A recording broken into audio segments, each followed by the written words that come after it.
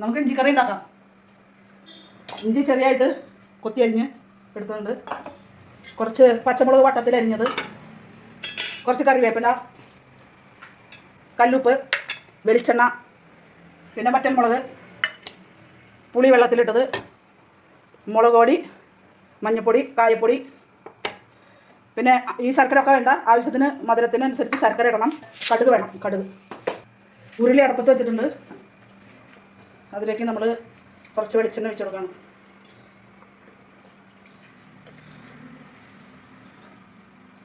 വെളിച്ചെണ്ണ ഒന്ന് ചൂടാകട്ടെ.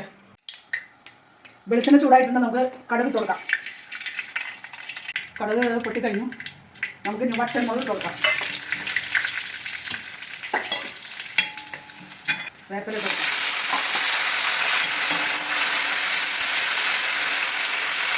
പൊട്ടി കഴിഞ്ഞിട്ടാണ് ഇഞ്ചി കൊടുക്കാം. നമ്മൾ വട്ടത്തിൽ അരിഞ്ഞ് വെച്ചേക്കണം പച്ചമുളക് കൊടുക്കാം. ഒന്ന് ഇഞ്ചി മൂത്ത് പാകാവട്ടെ. നോക്കൂ, എല്ലാം ഇഞ്ചിയും മുളകും എല്ലാം മൂത്ത് പാകമായിട്ടുണ്ട്. നല്ല ഇഞ്ചിയൊക്കെ മൂത്ത് നല്ല മണം വരുന്നുണ്ട്. ഒരുപാടെങ്കിലും മൂത്ത് ഇതാവണ്ട ഇഞ്ചി, കാരണം നമുക്കൊന്ന് ചെറുതായിട്ടൊന്ന് കടിക്കാൻ വേണ്ട. അപ്പോൾ ഞാൻ ഇതിനകത്തേക്ക് കായപ്പൊടിയും മഞ്ഞൾപ്പൊടിയും മുളക് പൊടി ഇട്ട് കൊടുക്കണം.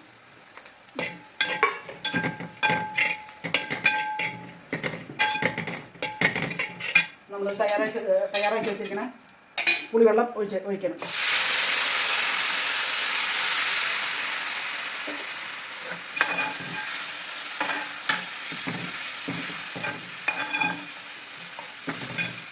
കുറച്ച് വെള്ളം വേണം.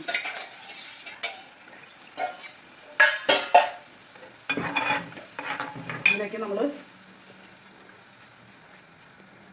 ഇത്രയും ഇതിന് കുറച്ച് കല്ലുപ്പിട്ട് കൊടുക്കണം. ആവശ്യമുണ്ടെങ്കിൽ നമുക്ക് പിന്നെ ഇടാം.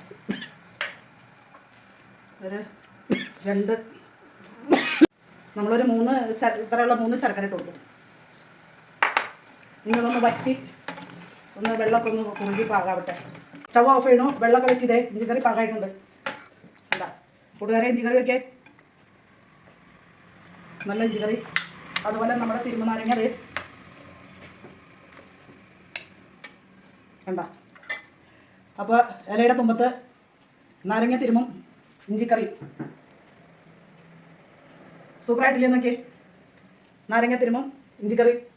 അപ്പോൾ എല്ലാവരും ഇങ്ങനെ ഒന്ന് ഉണ്ടാക്കി നോക്കിയിട്ട് കമൻറ്റ് ചെയ്യുക, സബ്സ്ക്രൈബ് ചെയ്യുക. ഓക്കെ.